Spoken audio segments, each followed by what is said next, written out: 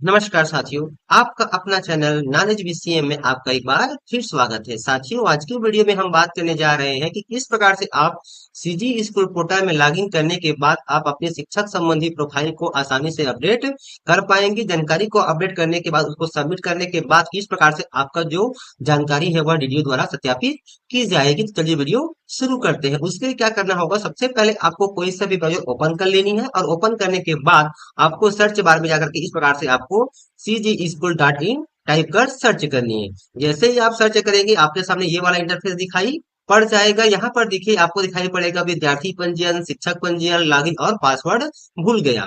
तो आपको ये लॉगिन करे पे क्लिक करना है। जैसे ही आप लॉगिन पे क्लिक करते हैं तो यहाँ पर देखिए आपको मोबाइल नंबर और अपना पासवर्ड के थ्रू आपको लॉगिन कर लेनी है। साथियों, आपने पंजीयन करते वक्त जिस मोबाइल नंबर का यहाँ पे उपयोग किया था उसी मोबाइल नंबर को यहाँ पे आपको डालनी है और यहाँ पे आपको पासवर्ड डालनी है। उसके बाद आपको लॉगिन कर लेनी है। तो साथियों, जैसे ही हम अपना मोबाइल नंबर और पासवर्ड डालने के बाद लॉगिन करते हैं हमारे सामने ये वाला इंटरफेस दिखाई पड़ जाता है। यहाँ पे कहा जाता है कि अपनी पसंद पर क्लिक करें, तो आपको ये शिक्षक पे क्लिक कर देना है। जैसे ही आप शिक्षक के ऊपर क्लिक करते हैं तो आपके सामने ये वाला पेज आपको दिखाई पड़ जाता है। यहाँ पर देखिए आपको कहा जा रहा है कि वेलकम करके आपका नाम दिखाई पड़ जाएगा और साथ ही यहाँ पे किया जा रहा है कि प्लीज अपडेट यूर प्रोफाइल। तो यहाँ पर देखिए यहाँ पे आपको शिक्षक प्रोफाइल दिखाई पड़ जाता है, जिसमें आपका शिक्षक कोड, आपका नाम हिंदी में, अंग्रेजी में, वर्तमान पद, ये चीजें आपको दिखाई पड़ जाती है। तो यहाँ पे आपको शिक्षक का कोड, नाम हिंदी में, अंग्रेजी में, वर्तमान पद आप प्रशाला का यूडाइस कोड, उसका नाम और विकास करिए आपको दिखाई पड़ जाता है। उसके बाद देखिए सेकंड दिखाई पड़ रहा है वर्तमान में पदस्थ। जैसे ही इसके ऊपर आप क्लिक करते हैं तो यहाँ पर देखिए आपका यूडाइस कोड, विद्यालय का नाम, जिले का नाम, विकास खंड का नाम और साथ ही यहाँ पे आपका वर्किंग आपको वर्किंग दिखाई पड़ जाएगा।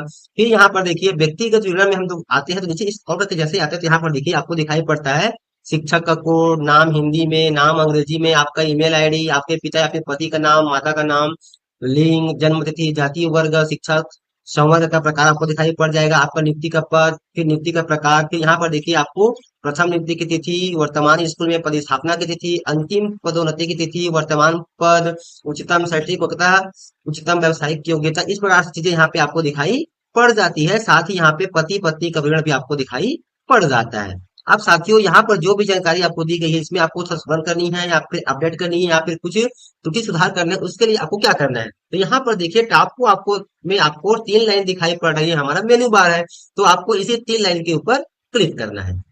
जैसे ही आप तीन लाइन के ऊपर क्लिक करते हैं तो यहाँ पर देखिए बहुत से आपको मेन्यू बार दिखाई पड़ जाते हैं, जिसमें आपको सेकंड दिया गया है शिक्षक के कार्य। तो आपको ये शिक्षक के कार्य के ऊपर क्लिक करना है। जैसे ही आप शिक्षक के कार्य के ऊपर क्लिक करते हैं देखिए यहाँ पर आपको दिखाई पड़ रहा है शुरुआत में ही शिक्षक संबंधी विवरण न्यू करके, तो आपको इसके ऊपर क्लिक करना है। जैसे ही आप शिक्षक संबंधी विवरण के ऊपर क्लिक करते हैं तो आपके सामने एक नया पेज, एक नया इंटरफेस आपको दिखाई पड़ जा रहा है, जैसे कि आपको स्क्रीन पर दिखाई पड़ रहा है।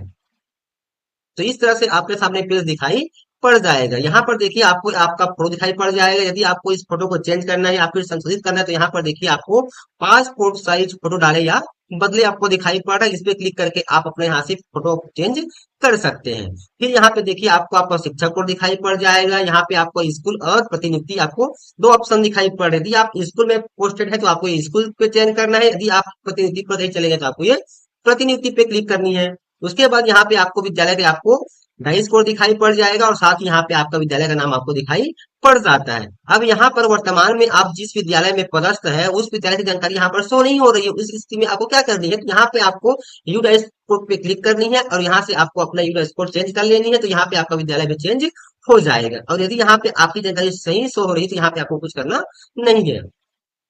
उसके बाद हम जैसे ही इस स्क्रॉल करके नीचे आते हैं तो यहाँ पर देखिए आपको दिखाई पड़ता है, यहाँ पे आपको आपका नाम हिंदी में दिखाई पड़ेगा, यहाँ पे आपका नाम अंग्रेजी में दिखाई पड़ेगा, साथ ही यहाँ पे आपको अपना ईमेल आईडी दिखाई पड़ जाएगा। यदि ईमेल आईडी यहाँ पे शो नहीं होता है तो यहाँ पे आपको अपना ईमेल आईडी फिल कर लेनी है। फिर यहाँ पे पिता या पति का नाम दोनों में से आपको एक का चयन करना है। तो यहाँ से आपको पिता या फिर पति में से किसी एक का नाम चयन करना है। उसके बाद यहाँ पे उसका नाम आपको दिखाई पड़ जाएगा। फिर यहाँ पे माता का नाम, फिर यहाँ से आपको ड्रॉप बॉक्स से आपको लिंक चयन कर लेना है।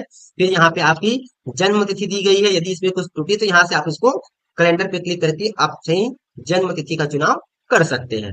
फिर यहाँ पे आपका जाति वर्ग दिखाई पड़ जाएगा, यहाँ से आपको ड्रॉप डाउन से चयन भी कर लेनी है। यदि कुछ त्रुटि है तब की स्थिति में यहाँ पे आपको विशेष पिछड़ी जनजाति फिर यहाँ पे संवर्ग का प्रकार दिया गया, शिक्षा विभाग, लोकल बॉडी, इस संवर्ग जो भी आपका संवर्ग है इसमें से आपको चयन कर लेना है। उसके बाद यहाँ पे दिया है नियुक्ति का पद, यहाँ पे आपका नियुक्ति का पद बहुत सारा दिया गया है, यहाँ से आपको अपना सही पद चयन कर लेनी है। फिर यहाँ पे कहा जा रहा है विषय, विषय का आपको चयन कर लेनी है।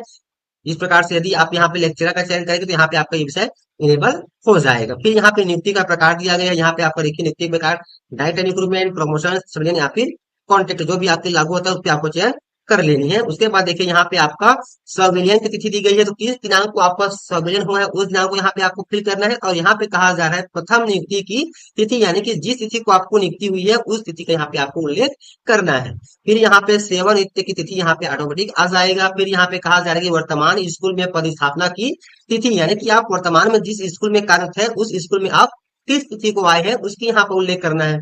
फिर यहाँ पे आपका वर्तमान पद क्या है, यहाँ पे आपको चयन कर लेनी है ड्राफ्ट बॉक्स से। फिर यहाँ पे आपको अपना उच्चतम शैक्षणिक योग्यता बता देनी है। फिर यहाँ पे आपका उच्चतम व्यावसायिक योग्यता क्या है, कि बीएड है कि बीएड है कि जो भी है, इस प्रकार से।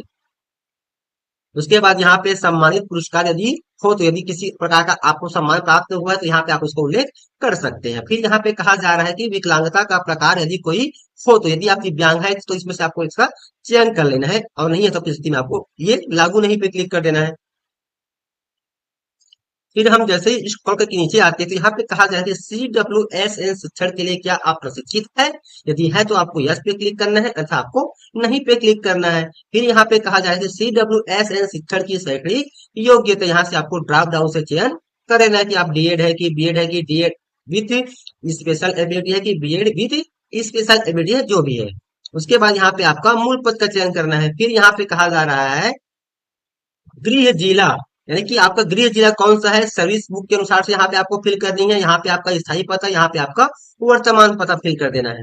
उसके बाद हम इस फॉर्म के नीचे आते हैं तो यहाँ पर कहा जाएगा कि कंप्यूटर के माध्यम से कंप्यूटर और शिक्षण के उपयोग में आपके आप प्रशिक्षित है तो आपको यस पे क्लिक करना है, अर्थात आपको नहीं पे क्लिक करना है। फिर यहाँ से आपको अपनी वैवाहिक स्थिति मैरिड है कि अनमेरिड, इसको आपको बता देना है। फिर यहाँ पे कहा जा रहा है कि सेवानिवृत्ति योजना क्या है, आपका एनपीएस है कि ओपीएस है। तो यदि आप एनपीएस का चयन कर लिए हैं तो आपको एनपीएस का चयन करना है, तथा आपको ओपीएस का चयन करना है। जैसे ही आप ये ओपीएस चयन करते हैं तो यहाँ पे कहा जा रहा है कि एनपीएस या फिर ओपीएस चयन दिनांक, तो यहाँ पे आपका आ जाएगा 1 अप्रैल 2022, क्योंकि हमारा 1 अप्रैल 2022 से ही ओपीएस की प्रवृत्ति प्रारंभ हो गई है।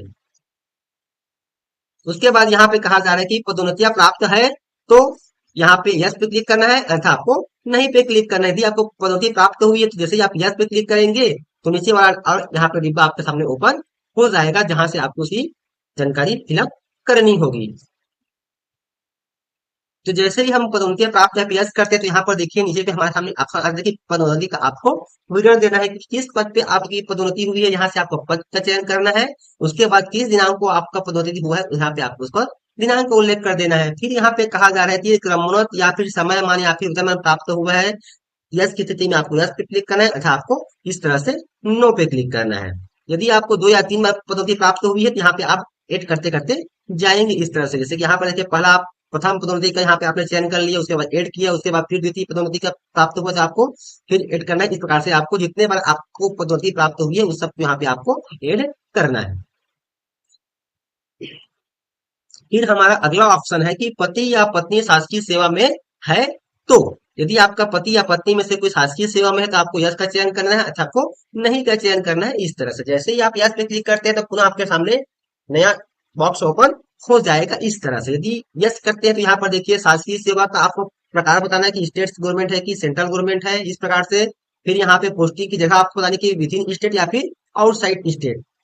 फिर यहाँ पे आपको विभाग का नाम बताना है कि स्कूल डिपार्टमेंट है कि अदर है। फिर यहाँ पे पति या पत्नी का नाम फिल करना है, उनका कर्मचारी कोड, उनका मोबाइल नंबर, उनका यहाँ पे पद आपको उल्लेख कर देना है। फिर यहाँ से आपको जिले का चयन करनी है कि किस जिले में कार्यरत है। फिर यहाँ से आपको विकासखंड का चयन करना है। फिर यहाँ पे आपको नियुक्ति का स्थान फिलअप कर देनी है। ये चीजें आपको पूरा पूरा करनी है, फिलअप करनी है। फिर यहाँ पे कहा जाए कि पूर्व शासकीय सेवा में रहे हो तो, यानी कि वर्तमान जो अभी आप सेवा में कार्यरत है उसके पूर्व भी यदि आप शासकीय सेवा में रहे तो आपकी स्थिति में आपको यस करना है, अर्थात आपको नहीं पे क्लिक करना है। फिर यहाँ पे कहा जा रहा है कि विशेष अभियुक्ति कुछ है तो। अब इस तरह से पूरी जानकारी को आपको फिलअप करने के बाद एक बार आपको सेव एज ड्राफ्ट कर लेनी है, क्योंकि हो सकता है कि यदि आप फाइनल सबमिट कर रहे हैं और आपके सामने सर्वर की समस्या आ जाती है तो जितनी भी जानकारी आपने यहाँ पे फिल की हुई है वह क्या हो जाएगा, अनसेव्ड हो जाएगा। इसलिए आपको सेव एज ड्राफ्ट कर लेनी है। सेव एज ड्राफ्ट करने सेव एज ड्राफ्ट करने से क्या होगा कि जितनी भी जानकारी यहाँ पे आपने फिल की है वो आपको सुरक्षित रहेगा, और जब भी आप लॉगिन करेंगे तो आपको ये भरा भराया मिल जाएगा। और यदि आपको लगता है कि जितनी भी जानकारी आपने यहाँ पे फिल की हुई है बिल्कुल सही सही है, तब उसके बाद आपको ये फाइनल सबमिट पे क्लिक करना है। जैसे ही आप फाइनल सबमिट पे क्लिक करते हैं, उसके बाद फिर आपको ये ओटीपी प्राप्त करने पे क्लिक करना है।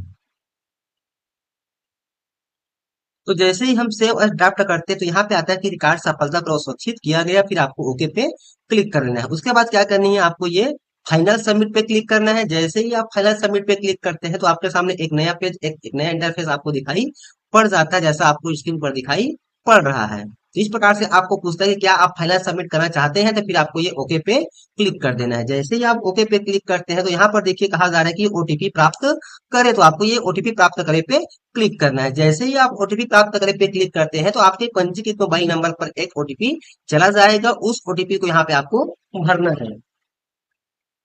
देखिए यहाँ पे कहा जा रहा है कि दर्ज मोबाइल नंबर पर ओटीपी भेजी गई है, कृपया वेरीफाई कर फाइनल सबमिट करें, तो आपको ये ओके पे क्लिक कर देना है। जैसे ही आप ओके पे क्लिक करते हैं तो आपके सामने ये वाला पेज दिखाई पड़ जाता है। यहाँ पर देखिए शेष समय आपको दिखाई पड़ रहा है, इतने समय के अंदर में आपको यहाँ पे ओटीपी फिल करनी है। यदि किसी कारणवश आपके मोबाइल पर ओटीपी नहीं आता है तो फिर आपको ये ओटीपी दोबारा प्राप्त करे पे क्लिक करके पुनः ओटीपी की रिक्वेस्ट सेंड करनी है। तो साथियों 4 अंक का जो ओटीपी आएगा उस ओटीपी को यहाँ पे आपको फिल करने के बाद आपको ये ओटीपी वेरीफाई पे क्लिक करना है। जैसे ही आपका ओटीपी वेरीफाई हो जाता है तो आपकी जानकारी है वह सफलतापूर्वक सुरक्षित हो जाती है, सबमिट हो जाती है। उसके बाद यह जानकारी आपके वीडियो को चला जाएगा और आपका वीडियो उसको आपका वेरीफाई करेगा।